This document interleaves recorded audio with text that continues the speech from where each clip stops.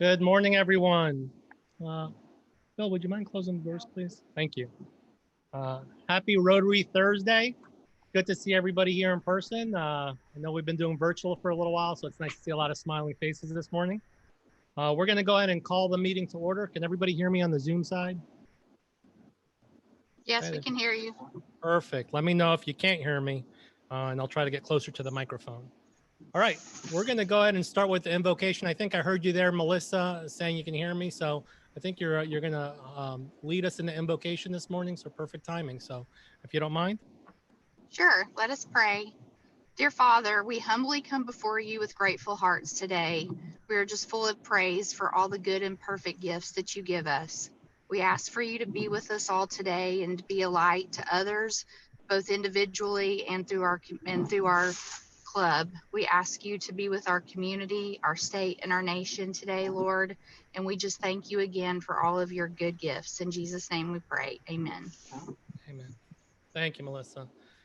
And we are going to do the pledge today. So, Fred, if you don't mind swinging the camera over to the flag. If y'all stand up, okay? Face the flag. Pledge allegiance to the flag of the United States of America and to the republic for which it stands, one nation, under God, indivisible, with liberty and justice for all. What I meant to say was please face the flag. All right, thank you. So we'll go ahead and go with, see if we have any guests in the room. And of course, we have Lee Shaw here with us, and she's our guest speaker today. So she'll come up, she'll be in a couple minutes. Do we have any other guests or visiting Rotarians? Don't see any in person. Anybody help me on the Zoom side? Do we have any guests or visiting Rotarians? If not, we'll move over to announcements. I have one kind of sad announcement that Pat kind of shared with us. Kim Cromes, who is our liaison for the Rotaract Club on Bob Jones, her husband passed away suddenly on a ski trip. So my wife worked with her husband, Mark Cromes. He's our neighbor in Oakstone subdivision, which Pat also lives in. And he had some heart issues a year or so ago, and then he was completely fine, and then all of a sudden just passed away. So please keep that family in your prayers. And of course, Kim is our contact, our sponsor for Rotaract at Bob Jones. So please keep them in your prayers. Any other announcements or brags? Kind of bad to say brags after saying that, but are there any other announcements before we move over to business? On the Zoom side? Okay, today's kind of a quiet meeting. I don't have a lot of club business. We'll move over to club business. I do have one induction, which let's start with that. So Dustin is here this morning, and it's a good day here in Rotary when we're inducting a new member. Dustin, if you don't mind coming up. Dustin's been with us. He's joined, I don't know how many meetings, at least 10. And he was waiting for a lot of Zoom. So he is waiting for an in-person meeting so he can get inducted. And today, of course, we're having an in-person meeting. So Mark is his sponsor. Mark's on the Zoom side right now, but Emily's going to pitch it for him and kind of do the pinning, which now we have an interesting pin, a new pin. I'm going to virtually pin. Yeah, so I'll just speak right here. But Dustin is a great addition to the club. He comes from a family of service. If you're into football, Dustin is a big football player. Played all the way through college and is looking at doing some stuff later on. He's a financial advisor. And anyway, he's going to make a great addition to the club. Dustin, you're joining a Rotary family here in Madison, and you're joining a Rotary family internationally. So welcome to the club. He meets all the prerequisites. He's young. He's good looking. So he fits right into our club. So.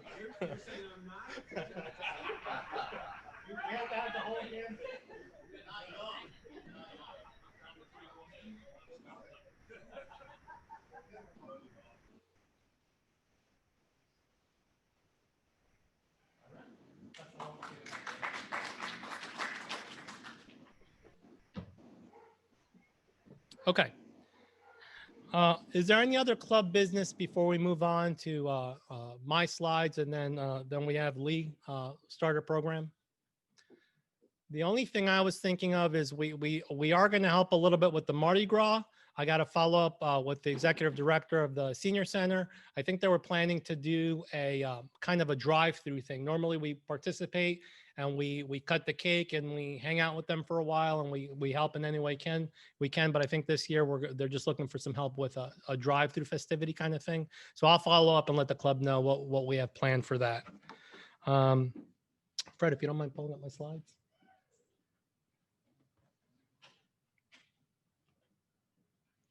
I think I have a clicker here for Lee, so let me use it as well. Mhm.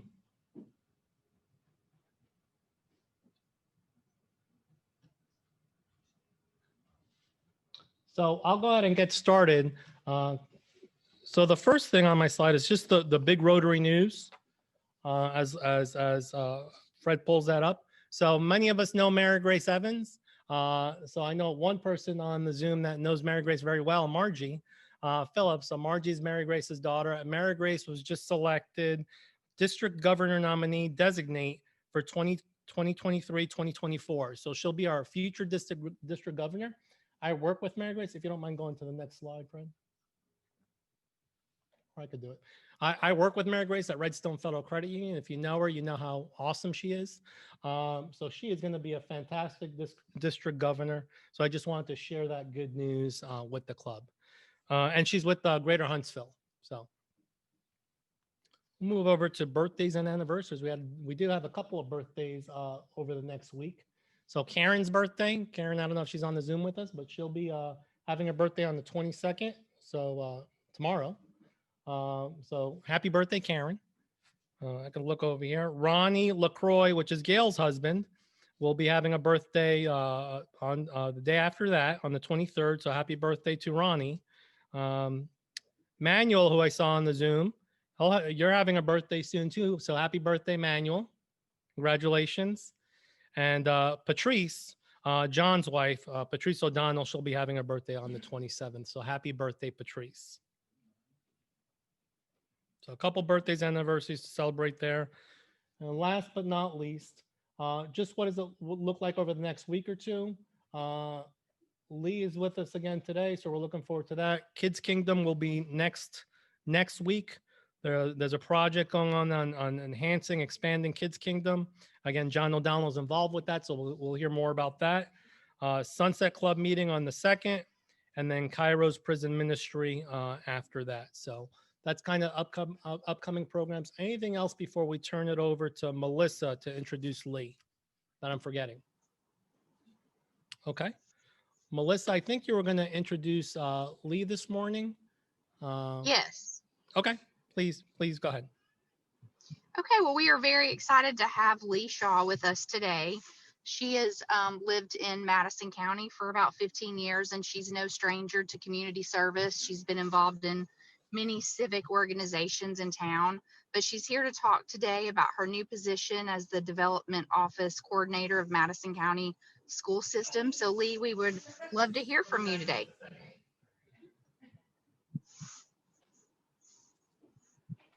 Okay. I think she's done with the introduction. Lee, sorry about that. That's great.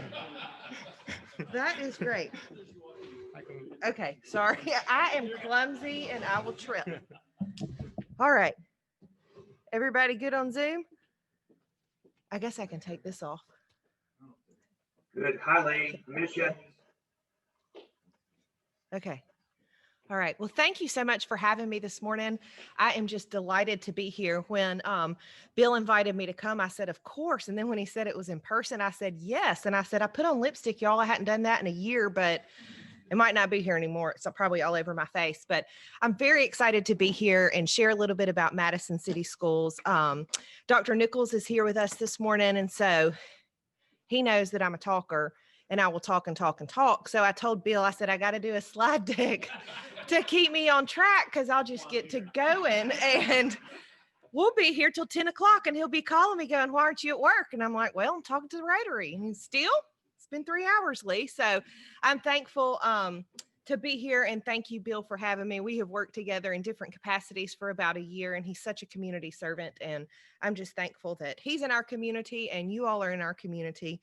And I'm thankful I'm here to share about Madison City Schools and the Development Office.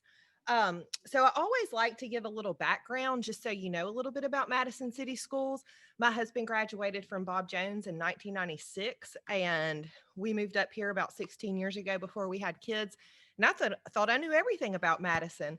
I started working for Madison City Schools on March 2nd. I've had 2 children in the system and one still here, and thought I knew everything about it. And I didn't know hardly anything about it.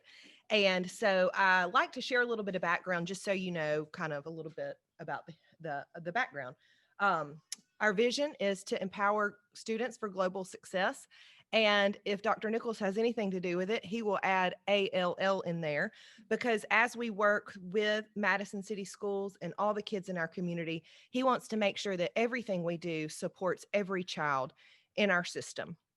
So we empower all students for global success. And then here is our mission. And one thing that I love about our mission statement is that it says community cooperation. And I think that that comes into my role very frequently with working with the community. So a little bit about the history of Madison.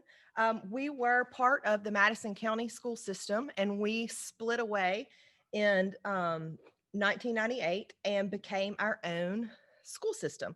We had great leaders in our community, and it was really a community-driven project to incorporate into our own school system. So I think showing that history and how our community has been such a big part of that and have always been supportive of our school systems is important to know, because it really was a community-driven effort and was done because of our community. As of December 19, 2019, we had a little over 11,000 students. I think now we're at 12,000. We continue to grow by about 500 students a year. And of course, Triana is part of our school district as well. Just a quick snapshot. And I'm sure you've seen these on the news, but one thing that I found very interesting is that out of all of our elementary schools in the state of Alabama, every single one of ours was in the top 20. Out of our high schools and middle schools, we were in the top 5. And that's pretty impressive. One reason I find that so impressive is that when you look at the funding over the state of Alabama, I didn't know how our school systems were funded, and I won't get into all of that. But if you look at the funding, as we compare to dollars per pupil to our peers that we're competing with, like Mountain Brook, Homewood, we are way down the totem pole. So it's pretty impressive that our leadership team at Madison City Schools has less money to deal with and less money to allocate to our kids, but does a really good job on budgeting and a really good job on allocating those funds to make sure that we stay in that top 5 and top 20. So that is pretty impressive to me. We're a very diverse district. This is something I didn't know. 12% of our families, English is a second language, and there's over 80 languages spoken in Madison City Schools. Japanese has just jumped up to our second highest, right behind Spanish. We have increased our Japanese student base, and that's been a unique experience. We were able to hire some Japanese interpreters recently to help us translate and help our students with their English language learning. So what a cool community that we live in, and what an experience if you have kids in our system that they get to experience that multicultural and that diversity with their peers. It's a pretty unique place, and I've never seen anything like it. And I think we have a blessing and a gem to have the school system in our community. That's just a little bit about our numbers. And of course, I'm sure you're aware that we have a new elementary school being built right next to Kroger on Triana, and we broke ground on Journey Middle School a few months ago, and that is coming right along as well.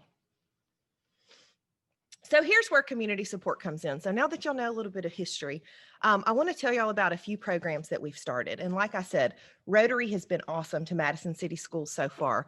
I started at Madison City Schools on March 2nd, and we went home like March 13th, I think, with coronavirus. And in that time, we weren't part of the summer feeding program because our free and reduced lunch numbers are so low and our percentages are low. We don't qualify in a general year for the free and reduced lunch program by the federal government as Huntsville City and Madison County does. So I was on these phone calls and I thought, we don't have our stuff together. These people are rolling out summer feeding trucks and all this stuff. What's wrong with us? So I started working with the child nutrition program, and I realized that we didn't qualify for that. But we still have about 20% of kids that qualify for free and reduced lunch. And when you think about that, that's 1 in 5, 1 in 4, 1 in 5 children that are hungry in our community. And we didn't have the resources like they did to feed those kids. And so Mr. Terrell was interim superintendent at the time, and he said, we got to feed these kids. They rely on our school food, and we don't have it. We don't have the summer feeding resources. We don't have the stockpile like they do. What are we going to do? And so we made a few calls to our community. Mark Jacobson mostly did it all. I was able to facilitate it from the school side, but our churches and our community members stepped up, and we created a summer feeding program in the interim that was amazing. We had people dropping off food at churches on Mondays, picking up food at churches on Tuesdays to make sure that our community was fed. We found out children who'd been working to pay their graduation fees were let go. Their jobs weren't taking them anymore. And we were $5,000 short of these children being able to graduate with cap and gowns. And Rotary stepped up. I mean, I don't know who facilitated on the Rotary side, but thank you, because every single child got to graduate with a cap and gown. We had people bringing in caps and gowns to make sure that these children had things to graduate. And at that point, I was amazed. And I told my husband and my family, I said, y'all, nobody tells me no.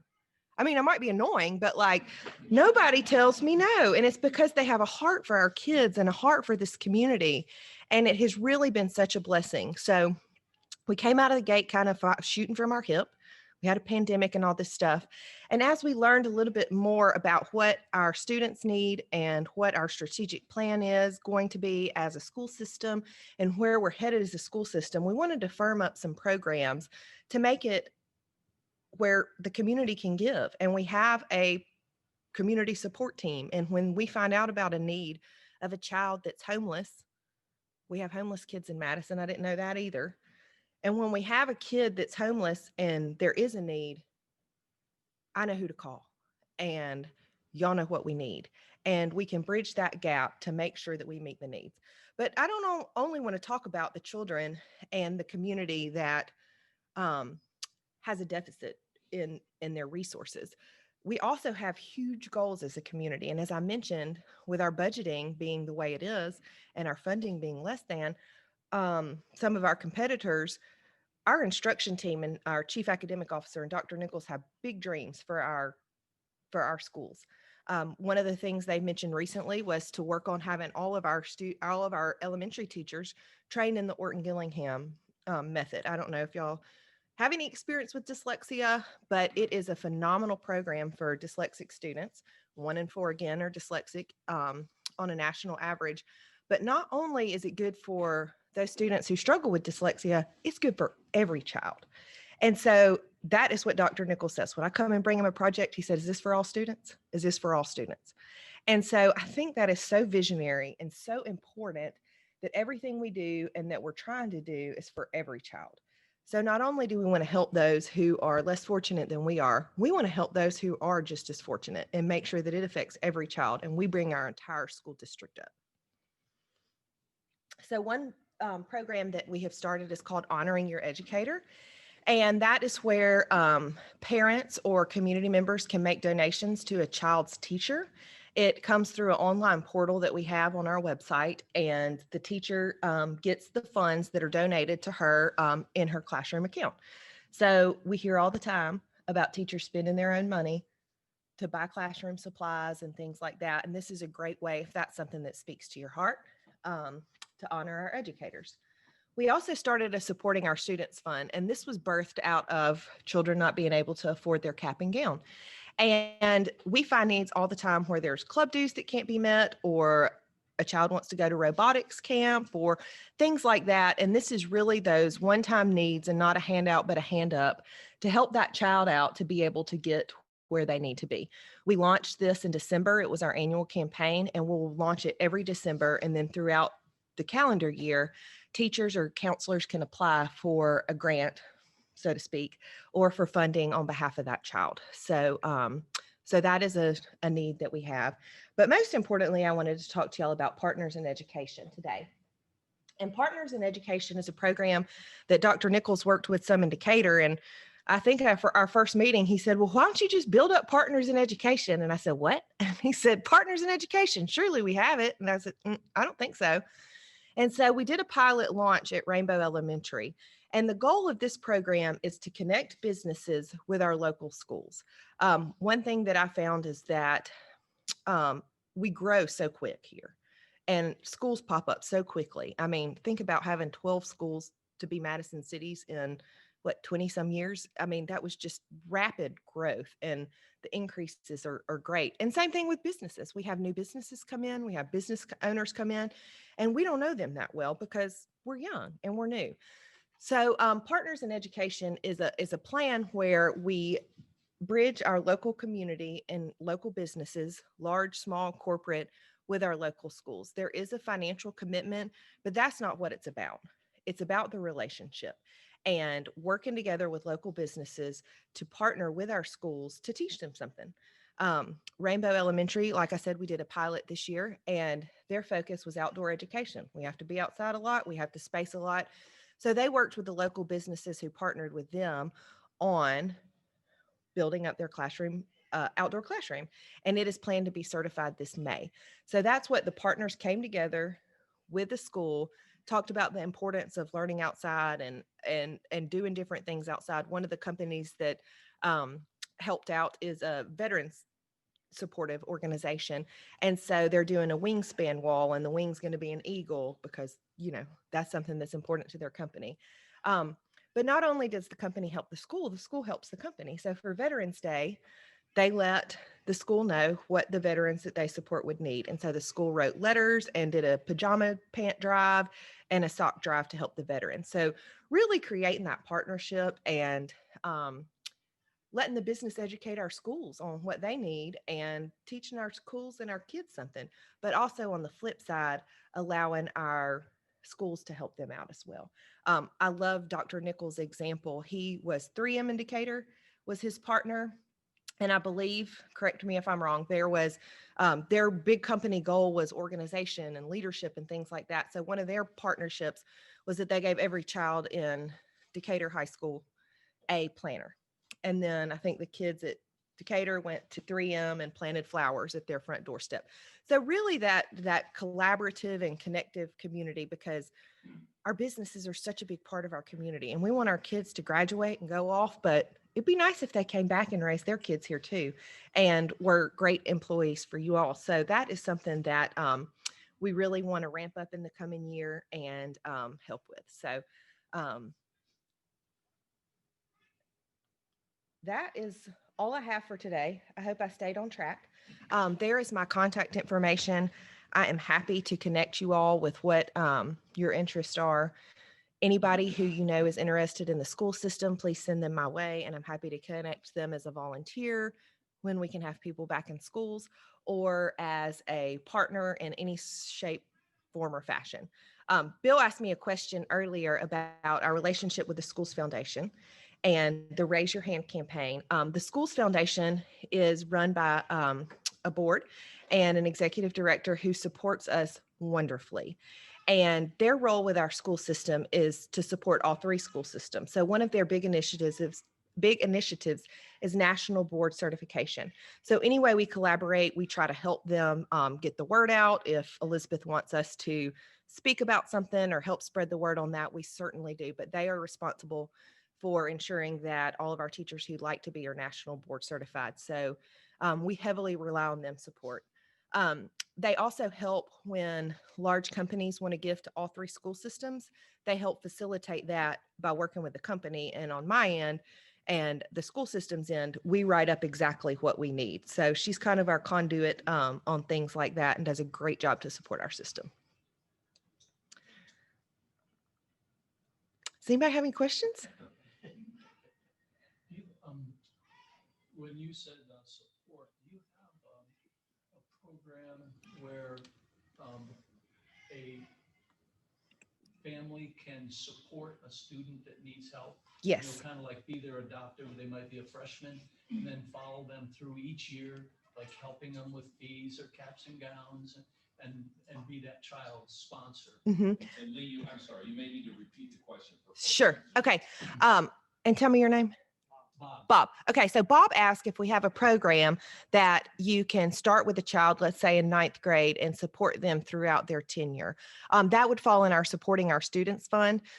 Right now, we just did it very general because we didn't know what our needs are, and it's new, and it was hard to, explain to families. But that is actually how it started, and what we want to get it to. So we're trying to figure out, with the regulations that we have, how much information we could share about the families and all of that. But most certainly, we are looking to support them that way.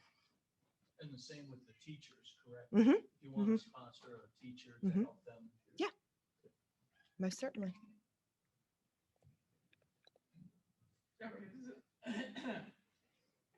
I'm interested in the fact that you said we have homeless here in Madison. Mhm. Okay. One, if they're homeless, how can they be assigned to a school? And two, more importantly, if Rotary wanted to get involved with homelessness, Mhm. what are kind of the restrictions that are in place because it all has legal implications. It does.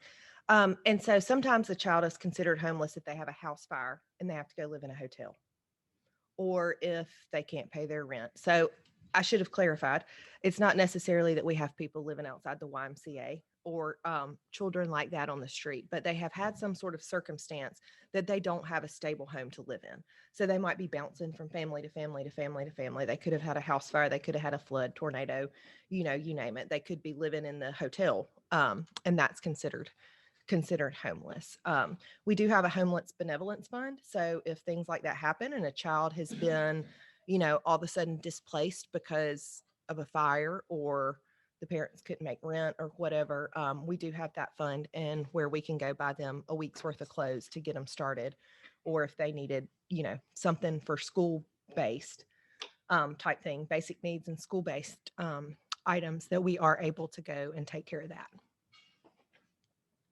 And as far as their zoning, under federal law, they're allowed to stay in the home school they're in. So if they're in one zone and they have to be displaced and they're living in a hotel and it's in another zone, then they're allowed to stay in the school where they were home zoned, to try to keep them connected as much as possible.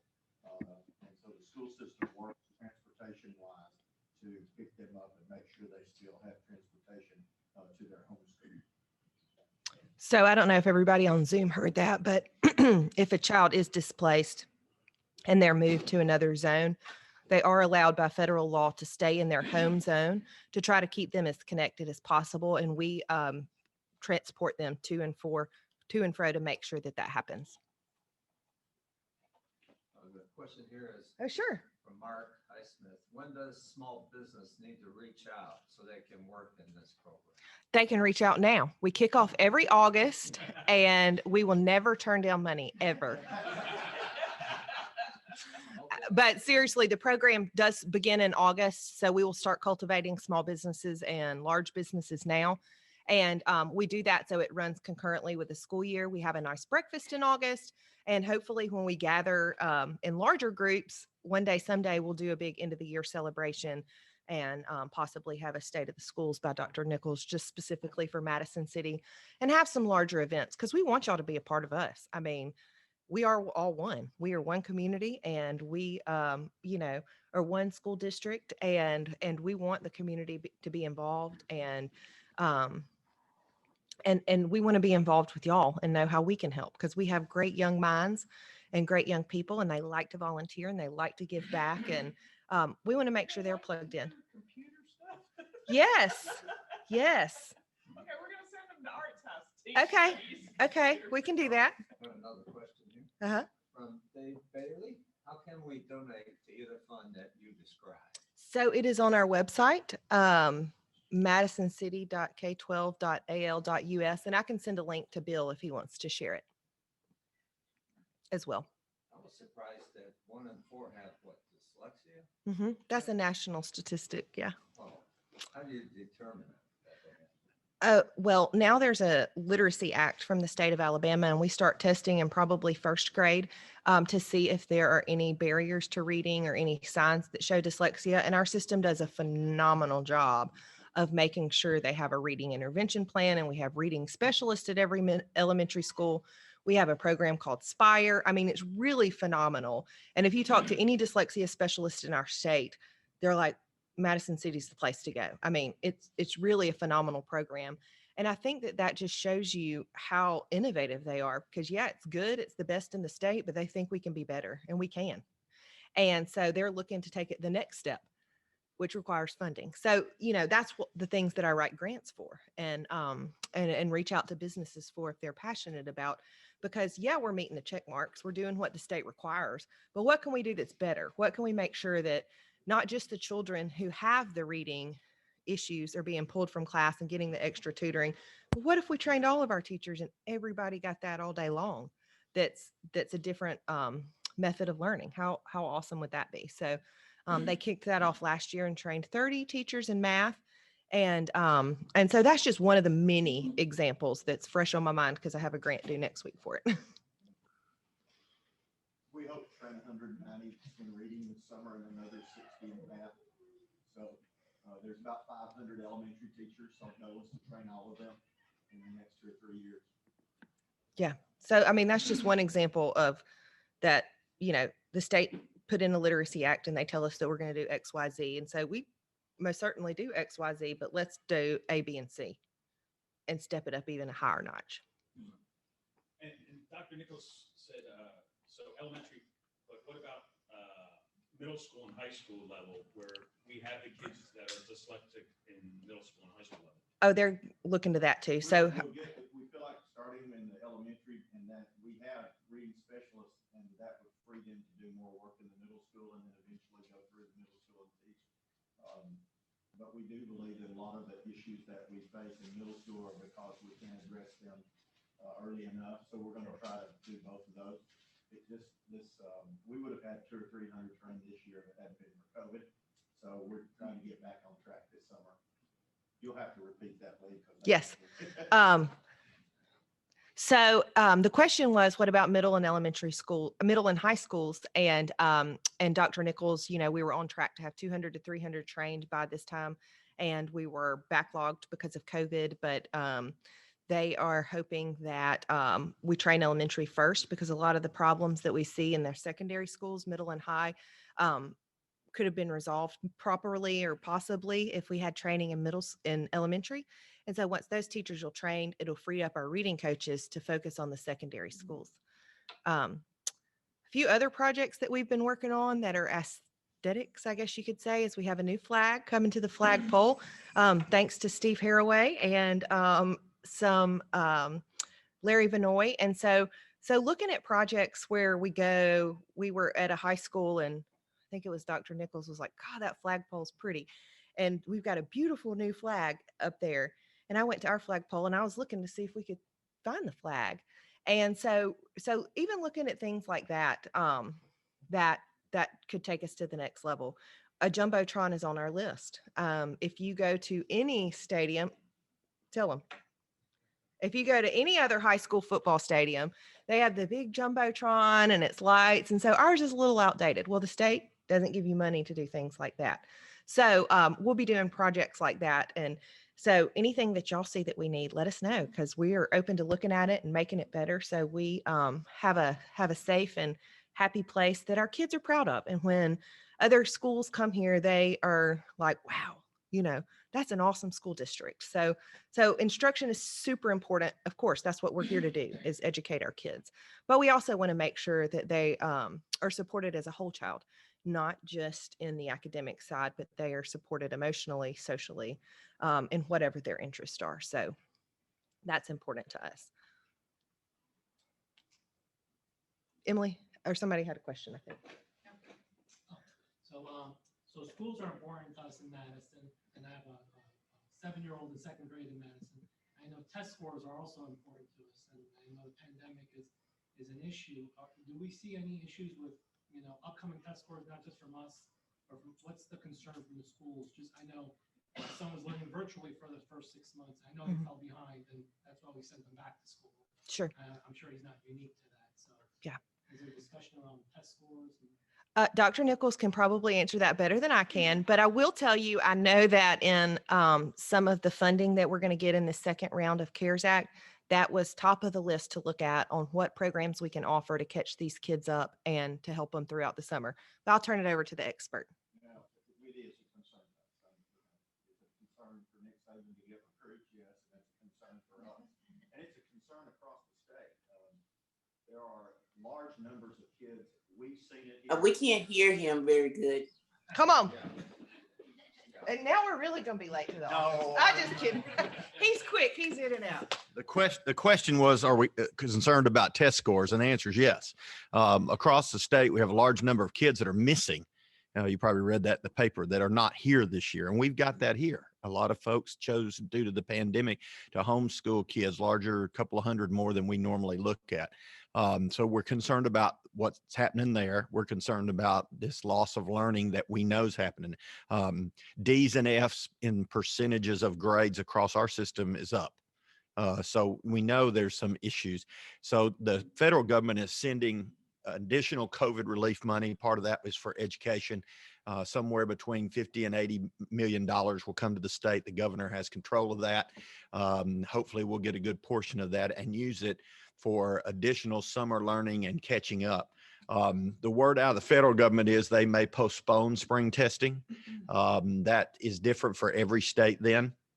In Alabama, tests are created and managed and by the legislature, not by the State Board of Education.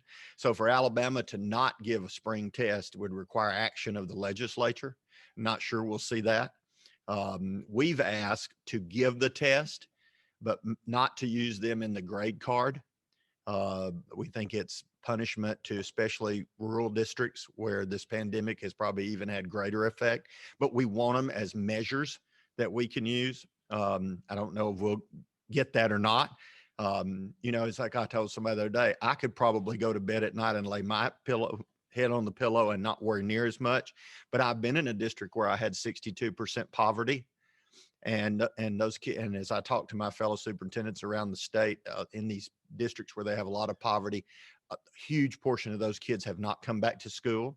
And so they're very concerned about loss of learning. And so our goal as a superintendent group is to say, what will a grade card do this year? What will it really do? Will it just go ahead and do the haves and have-nots across the state? Let's use it for what we can use it for to see where we are and find those kids. Now, locally, we have iReady, which is a program where we will assess our kids this spring. So we're going to benchmark them to what we had last year and find our kids that have a loss of learning and try to pick that up. So that's kind of what we're doing and what we're focused on. Do we have any national figures on loss of learning for this past year? Not yet. So I'm sure we will probably by summer.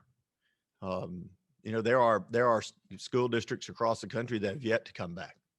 And I can just tell you, some kids learn great virtually. Some kids don't. And some of the kids that don't are virtual.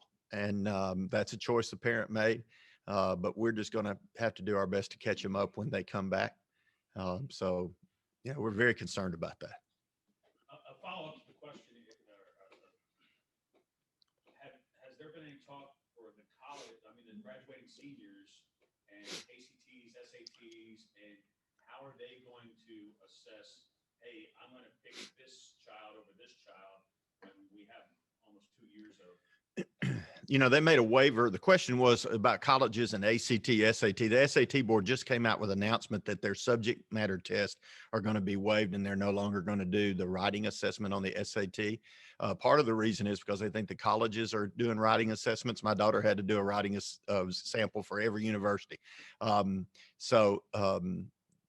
far as ACT, last year, a good portion of the universities waived that as an entrance, which was partially true. They did not waive it for scholarships. So my daughter's going to college next year. She had a ACT score.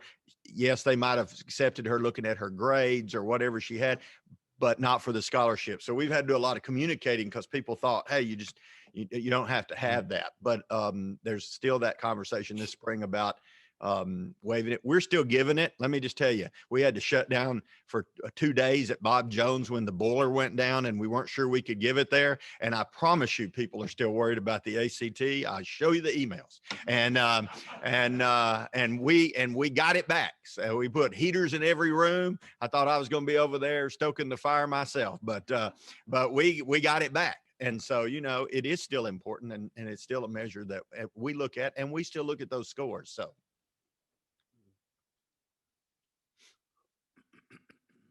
Lee mentioned one thing. I have to tell a funny story.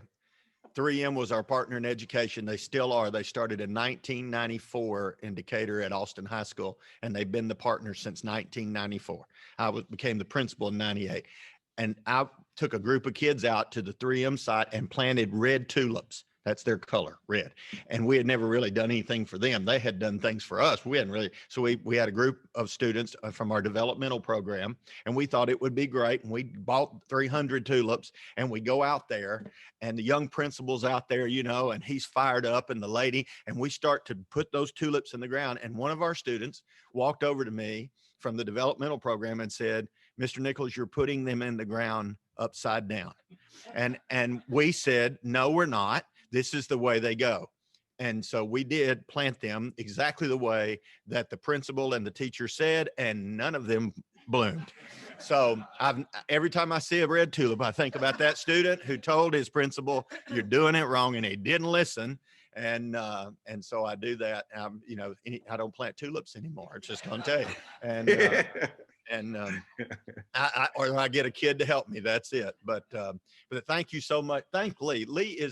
I'm so glad I get to say this. Lee is the spark plug in our building. Now I don't let her in my office till 9 o'clock. I just can't take that much happy. I mean, if I hear her coming up, I'm like, shut the door, because she's just, you can hear me. And she's so happy. And she knows I'm playing with her. But she is so energetic and passionate about what we do in the school district. And I promise you, there's nobody who cares and has a heart for our kids more than Lee does. And I'll just say yes. When she comes to my office, she'll start to say, so I just say, do it, whatever you want. And I know we got to go. I said one more story. I tell you this because you're important. When I was 17, my father and mother, we were in poverty, and they both quit high school. And my father was disabled. When I was 17, I wanted to go to drum major camp at the University of Tennessee. It cost $125, and we didn't have the money. And a man in my church was a Rotarian, and he asked me, "Why are you not going to drum major camp? All the other kids are going," because he had heard us talk in youth group. And I said, "I can't go. We can't afford it." The next Monday, he came by my house and handed me $125 in cash and said, "The minute my Rotary table took up an offering to send you, go to drum major camp." So I went to drum major camp, and I became the drum major. And I went to the University of Tennessee, and I became the drum major. And I learned about leadership by getting to do that. And I wouldn't be here today if a group of Rotarians who never knew me hadn't passed the hat at the table and gave me the opportunity. So I challenge you to remember that there are kids, and you will be blessed so much by helping them. And I love Lee for finding that program and helping us do that. But that's probably one of the reasons I told Mark Maloney years ago when I joined Rotary, the reason I want to be a Rotarian is not because I need another club to go to or another meeting, but because this group of men who are probably all gone on now because they were not young, they were still good looking. Okay. And but they gave to a kid they didn't know. So I owe it to them. So thank you so much. And I just love Lee. Isn't she precious? Maybe He's cry reverend. this morning. He always does that. Why do you tell stories like that? I tell stories like that because if she comes to my office, you love them. Yeah. But, that's just one of many stories of how cool our community is. And so thank y'all for supporting us. Yeah. Any other questions for Lee? I think we started. I'll be happy to take them. And my email is at the end of the presentation. So I don't know if everybody has that, but I'll also go to chat. But I'll also share the link to our website, and we constantly update that with information about new campaigns that we're running and different things like that. Also, for you small businesses, one day, someday, about 15 years down the road, I hope that we get to a one ask policy for Madison City Schools, because I know every club and organization and sports team asks for support. And thank y'all for supporting them. And hopefully there's, we'd love to get to a point where we can say, hey, if you'll partner with us for this year, it'll support our sports teams and our bands and our academics. So that's a long-term goal at the development office. So thank y'all for having us. Thank you. Yeah.